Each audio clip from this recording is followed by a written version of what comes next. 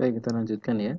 Jadi intinya bahwa kita akan mencari model Y sama dengan alpha plus beta X atau Y topi sama dengan A plus BX gitu ya. Nah, A plus BX yang meminimumkan errornya, error kuadratnya ya, meminimumkan error kuadratnya. Caranya bagaimana? Error kuadrat itu nanti adalah D sama dengan sigma EI kuadrat sama dengan YI, yaitu nilai Y aslinya kurangi A plus BXI dan seterusnya lah, nanti dapatnya sebuah sebuah apa ya, persamaan yang sangat-sangat panjang ya di situ. Nah, persamaan yang nanti ada di situ adalah ada nilai A dan B. Intinya nanti biar optimum ya, biar minimum errornya maka D diturunkan terhadap A dan B dan seterusnya sehingga nanti diperoleh nilai B dan A yang mengoptimalkan atau meminimumkan error itu. Nanti kita merumusnya ini. B sama dengan sigma XY kurangi sigma X kali X sigma Y per N per sigma X kuadrat kurangi sigma X kurung kuadrat per N. A sama dengan sigma Y semua dijumlahkan, dikali sigma X kuadrat dan seterusnya bla bla bla bla seperti ini. Ini abaikan dulu ini, nanti kita bahas di belakang. Nah, kemudian B dan A nanti kita bisa sederhanakan rumusin dalam bentuk seperti ini. B sama dengan N kali sigma XY. Berarti XY, kalau kita punya data Y dan X ya, XY itu nanti kita kalikan setiap datanya, kemudian kita jumlahkan, dapatnya sigma XY. Dikurangi sigma X jumlahan dari X, dikali sigma Y jumlahan dari Y. Dibagi N kali sigma X kuadrat, X-nya dikuadratkan, dikurangi sigma X kurung kuadrat, ini sigma X kurung kuadrat. Ya. Dapatnya nilai B. Kemudian setelah itu kita akan peroleh nilai A itu sama dengan Y bar, ini rata-rata nilai Y dikurangi B, ini tadi sudah ketemu, kali X bar, rata-rata nilai X. Ini ada keterangannya seperti ini. Ini memudahkan kita dalam melakukan perhitungan daripada menggunakan rumus awal yang ini. Loh, ini apakah sama dengan ini? Ya, nah, kalau kita operasikan secara matematika, aljabar nanti ketemu itu. Tapi nanti kita tidak bahas itu, kita lebih ke implementasinya saja. Nah, sebagai contoh berikut ini, latihan ya. Carilah persamaan regresi linear Y ya, terhadap X dari data tabel berikut. Ini ada matematika, X, fisika Y. Di sini mau dicari hubungan apakah Y itu bisa ditentukan oleh nilai X, nilai fisika ditentukan oleh nilai matematika. Kita akan lihat. Caranya kita cari ya, buat kolom XY, berarti ini kita kalikan. 60 kali 80, 45 kali 69, seterusnya kita jumlah di sini. Ini X kuadrat ya, berarti X-nya kita kuadratkan, ketemu di sini. Y kita kuadratkan, ketemu di sini. Nah, kita hitung nilai B-nya, sigma XY sigmanya di sini, 53305. Dikurangi sigma X 665 kan. Nah, sigma Y 951 dibagi sigma X kuadrat, ini 37525 ya. Kurangi sigma X dikuadratkan, 665 dikuadratkan dibagi dengan N. N-nya 12. Banyak data itu, 1, 2, 3, 4, 5, 6, 7, 8, 9, 10, 11, 12. Ini ya. Ini pakai rumus mana ya? Oh, berarti dia pakai rumus yang ini ya. Pakai rumus yang ini. Nah, enggak rumus yang ini. Tapi rumus yang atas. Sama saja. Nah, ketemunya B-nya 0,8972. Nah, B-nya pakai rumus yang ini, A-nya pakai rumus yang ini, biar lebih simpel. A itu adalah Y bar kurangi B X bar. Berarti A sama dengan Y bar, rata-rata nilai Y, yaitu 951 dibagi dengan 12, ya. Dikurangi B ini 0,8972. Ini B maksudnya.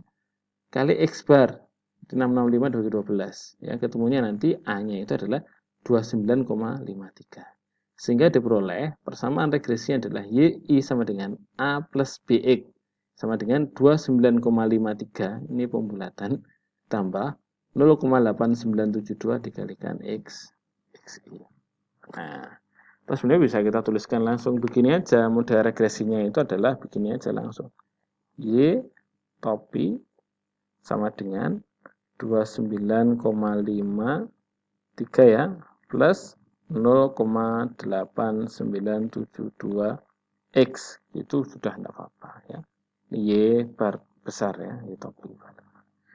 Itu adalah cara mencari ya model regresi linear sederhana dari himpunan data X dan Y. Gitu. Kemudian kita lanjutkan ya, Kita kenalkan namanya koefisien korelasi. Jadi model regresi linear sederhana antara Y dan X akan cocok jika memang kedua punya hubungan yang linear, ya, seperti yang ditunjukkan oleh scatter plot. Tapi apakah harus digambar? Ya, karena tidak. Kalau digambar nanti kalau kita pengen nyoba banyak variabel nanti juga kurang efisien ya. Karena gambar juga bisa memberikan interpretasi yang berbeda-beda tergantung siapa yang melihat gambarnya. Maka untuk mengetahui seberapa kuat hubungan ya linearitas antara dua variabel, kita akan menggunakan namanya koefisien korelasi. Ya, kita pakai menggunakan koefisien korelasi Pearson. Ya, bentar, ini saya perbaiki dulu tampilannya.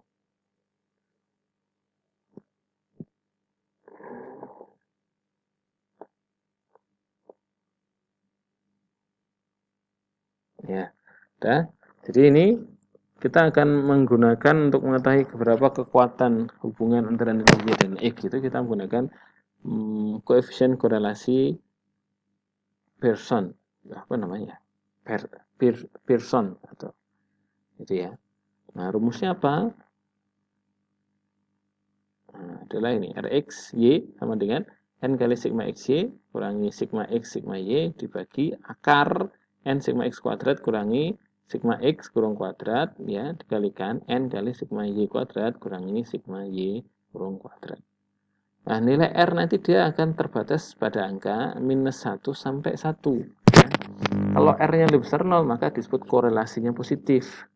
Nanti kalau dibuat model regresinya, maka fungsi linearnya, grafik fungsi linear akan positif, grafik naik. Gradiennya positif, maka dia naik. Semakin tinggi nilai R mendekati 1, maka korelasi semakin kuat. Jika R-nya kurang dari 0, maka korelasinya disebut negatif. Gradien fungsinya negatif, maka grafik akan turun. Semakin mendekati nilai min 1, maka korelasi semakin kuat. Gitu ya.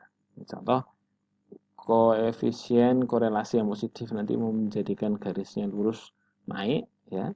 Nah, kalau korelasi negatif dia garis lurus turun. Kalau no correlation ya nggak acak, ini dia tidak membentuk pola garis baik naik ataupun turun.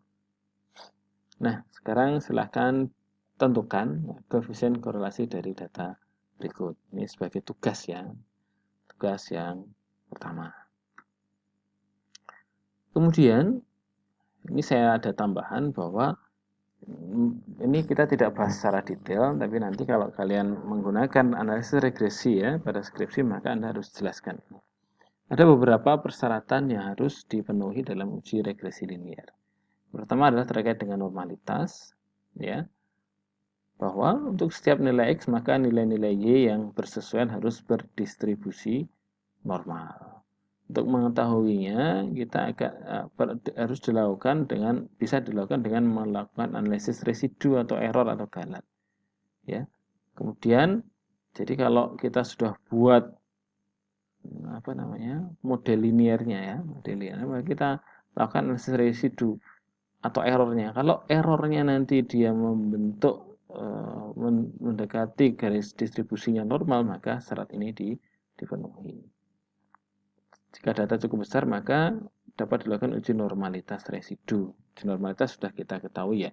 Residu itu mencari selisih antara y bar dikurangi yi. yi kurangi y topi i ya.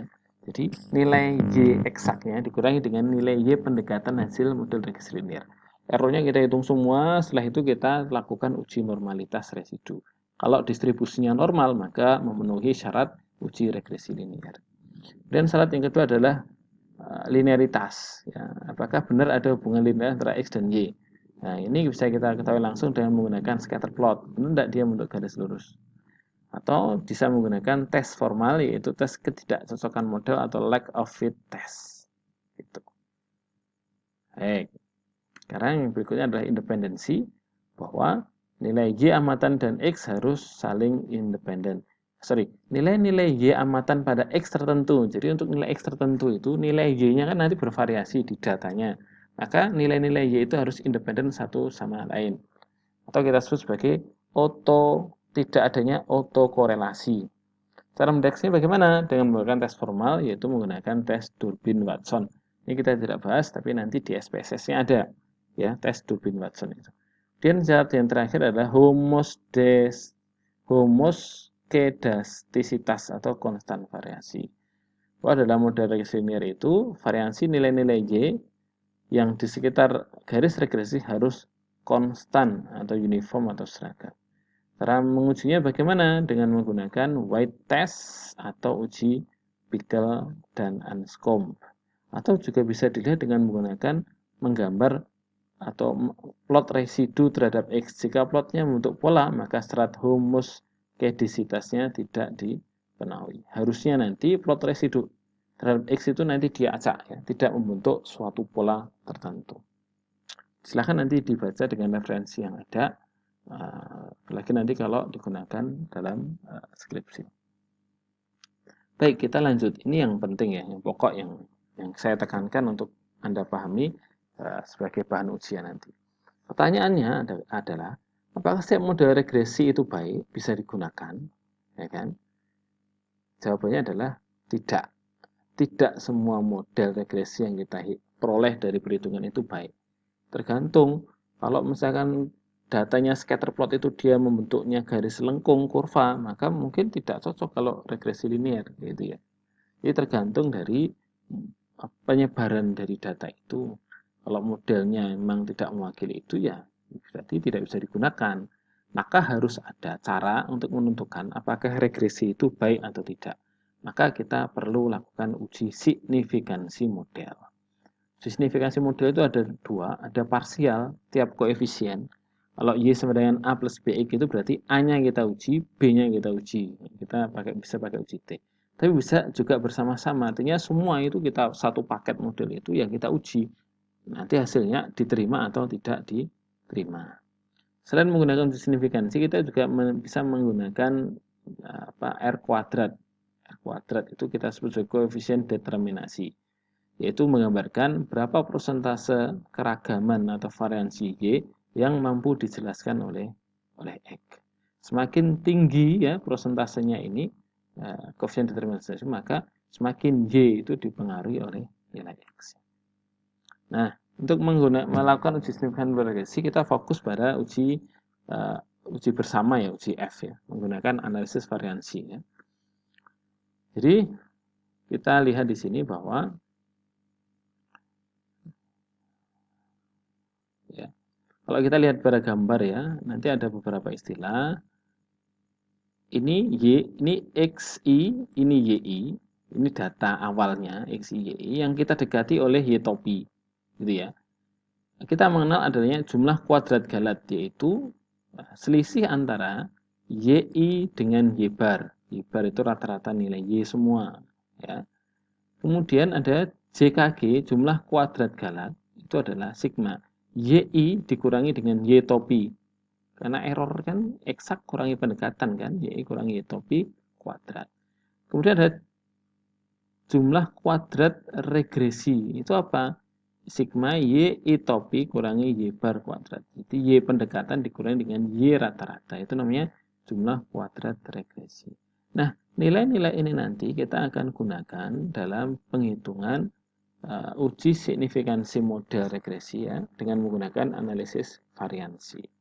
Yang kemudian dirangkum dalam bentuk tabel analisis variansi seperti ini. Sumber variansinya ada 3, regresi, galat, total ya.